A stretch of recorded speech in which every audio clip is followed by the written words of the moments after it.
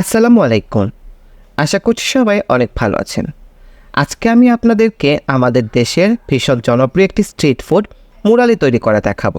এটিকে অনেক জায়গায় অনেকে অনেক নামে চিনে থাকেন, তবে আমরা মুরালি বলে থাকি। ঘরেই খুব স্বাস্থ্যসম্মত উপায়ে এটা তৈরি করা যায়। কিভাবে? চলুন তাহলে দেখে নেওয়া যাক।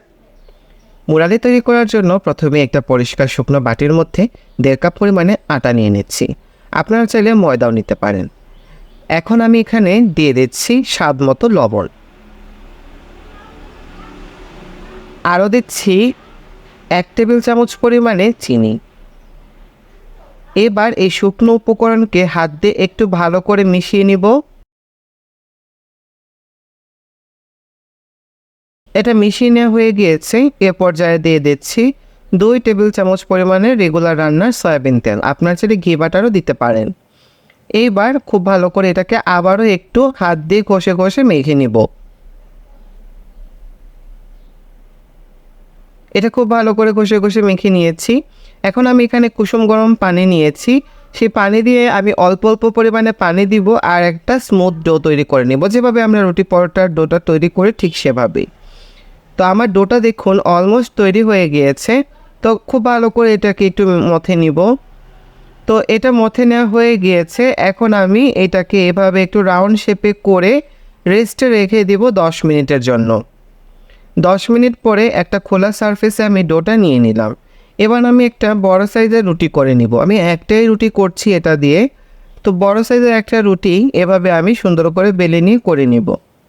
তো এই রুটিটা খুব বেশি মোটাও হবে না, আবার খুব বেশি পাতলাও কিন্তু হয়ে যাবে না। তো আমার রুটিটা দেখুন করা হয়ে গিয়েছে। আপনার থিকনেসটা একটু দেখে নিন যে এটা কত কীরকম থাকবে। এবার এই রুটিটাকে আমি 3টা ভাগে ভাগ করব। তো আমি একটা ছুরি দিয়ে এটাকে 3টা ভাগে ভাগ করে নিচ্ছি। মুরালিটা কতটুকু লম্বা বা খাটো রাখবেন সেইটা বুঝে আপনারা কেটে নেবেন। তো আমি এখন ছুরি দিয়ে এভাবে খুব সিম্পলি এগুলোকে কেটে নিচ্ছি। মুরালি কিন্তু সমান হয় না, অসমান হয়। সো এটা নিয়ে টেনশন করার কিছু নেই। তো আমি সবগুলো এভাবে কেটে নিব। আর সবগুলো কাটা হয়ে গিয়েছে। এবার আমি চুলায় ফ্রাইং প্যান বসিয়ে দিলাম। আর এর মধ্যে দিয়ে দিচ্ছি এখন আমি রেগুলার রান্নার সয়াবিন তেল। তেলটা হালকা একটু গরম করে নিয়েছি। এখন এর মধ্যে আমি মুরালিগুলো দিয়ে দিলাম। চুলার আঁচটা থাকবে লোতে। তো প্রথমে আমি এভাবে ফ্রাইং প্যানের হাতলটা ধরে একটু দুলিয়ে দিলাম।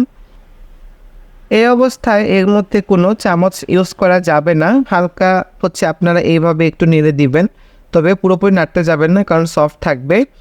যখন তেলটা পুরোপুরি গরম হয়ে যাবে, মুরালিগুলো উপরে একটু বেশি উঠবে, তখন হালকা করে কাঠি দিয়ে একটু নেড়েচেড়ে দিতে পারেন। যখন এগুলো আরেকটু ভাজা হয়ে যাবে, তখন আপনারা আবারও এগুলোকে একটু কাঠি দিয়ে নেড়ে দিতে পারেন। মোটামুটি শক্ত হয়ে গেলে তখন এভাবে আপনারা উল্টে পাল্টে কাঠি দিয়ে নেড়েচেড়ে ভেজে নেবেন। এক এক বেশ ভাজতে আমার 15 থেকে 16 মিনিট সময় লেগেছে। চুলার আঁচটা একদম লোতে রেখে এগুলোকে আমি ভেজেছি। আমার ভাজা হয়ে গিয়েছে। এখন আমি এটাকে তেল থেকে তুলে নিচ্ছি। তো সবগুলো তেল থেকে তুলে নিয়ে এগুলোকে রুম টেম্পারেচারে রেখে ঠান্ডা করে নিব।